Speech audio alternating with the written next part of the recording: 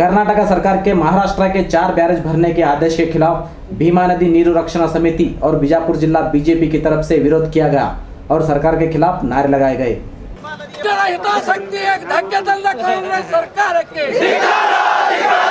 ಕರ್ನಾಟಕದ ರೈತರ ಮಕ್ಕಳಿಗೆ ಅನ್ಯಾಯ ಮಾಡುತ್ತಿರುವ ಕೆಬಿಜೆಯಲ್ಲಿ ಎಂಡಿಗೆ ಕರ್ನಾಟಕ ರಾಜ್ಯದ ನಿರ್ಣಯ ಭೀಮಾ ತೀರದ ರೈತರಿಗೆ ಒಂದು ಸಾವಿನ ಸೂಲೆಯಾಗಿ ಮಾರ್ಪಟ್ಟಿದೆ ಅಂತ ಹೇಳಲಿಕ್ಕೆ ಇಚ್ಛೆ ಪಡ್ತಾ ಇದ್ದೀನಿ ನಾನು। ಯಾಕೆಂದರೆ ನಮ್ಮ ಕೃಷ್ಣಾ ನದಿಯಲ್ಲಿ ಕೇವಲ 14.14 ಅದರಲ್ಲಿ 4.4 TMC ನೀರು ಆಲ್ಮಟ್ಟಿಯಲ್ಲಿ, 10 TMC ನೀರು ನಾರಾಯಣಪುರ ಜಲಾಶಯದಲ್ಲಿದೆ।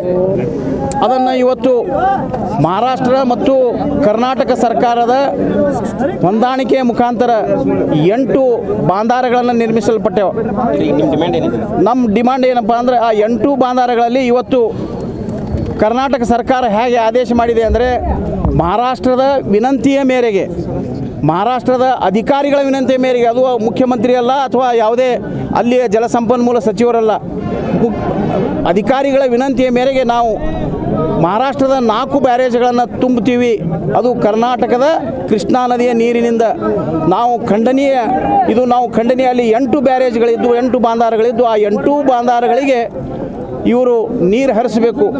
ಒಂದು ವೇಳೆ 8 ಬಾಂಧಾರಗಳಿಗೆ ನೀರು ಹರಿಸದೆ, ನೀರು ತುಂಬದೆ ನಾವು ಮಹಾರಾಷ್ಟ್ರದ 4 ಬ್ಯಾರೇಜ್ಗಳಲ್ಲಿ ಮಾತ್ರ ತುಂಬ್ತೀವಿ ಅನ್ನುವಂಥ ತೀರ್ಮಾನ ಏನಾದರೂ ಇವತ್ತು ಅಧಿಕಾರಿಗಳು ಕೈಗೊಂಡ್ರೆ ನಾವು ನಿಶ್ಚಿತವಾಗಿ ಹೇಳ್ತೀವಿ, ಎಲ್ಲ ರೀತಿಯಿಂದನೂ ಉಗ್ರ ರೂಪದ ಹೋರಾಟಕ್ಕೆ ಈ ಭಾಗದ ರೈತರು ಮತ್ತು ಈ ಭಾಗದ ಭಾರತೀಯ ಜನತಾ ಪಾರ್ಟಿಯ ಕಾರ್ಯಕರ್ತರು ಇಳಿತೀವಿ ಅನ್ನುವಂಥ ಮಾತನ್ನು ಹೇಳ್ತಾ ಇದ್ದೀವಿ। ಇದೇ ವರ್ಷದ ಫೆಬ್ರವರಿ 16ರಂದು ಕೃಷ್ಣಾ ಭಾಗ್ಯ ಜಲ ನಿಗಮದ ವ್ಯವಸ್ಥಾಪಕ ನಿರ್ದೇಶಕರು ಸರ್ಕಾರದ ಪರವಾಗಿ ಒಂದು ಆದೇಶವನ್ನು ಹೊರಡಿಸಿದ್ದಾರೆ।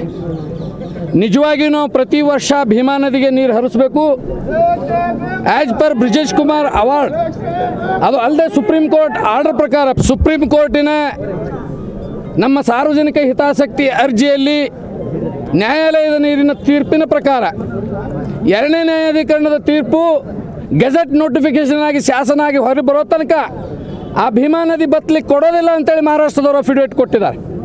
ನಿಜವಾಗಿಯೂ ಭೀಮಾ ನದಿಯಲ್ಲಿ ಉಜ್ನಿ ಜಲಾಶಯದಿಂದ ಅಲ್ಲಿ ಸಮಸ್ಯೆ ಬರಲಾರ್ದ ಹಾಗೆ ನೋಡ್ತಕ್ಕಂಥ ಕೆಲಸ ಕರ್ನಾಟಕ ಸರ್ಕಾರ ಮಾಡಬೇಕಾಗಿತ್ತು। ದುರ್ದೈವಶಾತ್ ಇವ್ರ ಮುಖಕ್ಕೆ ಮಂಗಳಾರತಿ ಮಾಡಿ ಹೋದ ಸಲ 2 ಸಲ ನಿಯೋಗ ಒಯ್ದರೂ ಸಹಿತ ಒಂದು ಹನಿ ನೀರ ಸೊಲ್ಲಾಪುರಕ್ಕೆ ಕುಡಿಯುವ ನೀರಿನ ಟಾಕಡಿ ಬ್ಯಾಜೆ ಹೊರತಾಗಿ ನಮ್ಮ ಕರ್ನಾಟಕದ ಪಾತ್ರಕ್ಕೆ ಒಂದೇ ಒಂದು ಹನಿ ನೀರು ಹರಿಸಲಿಲ್ಲ।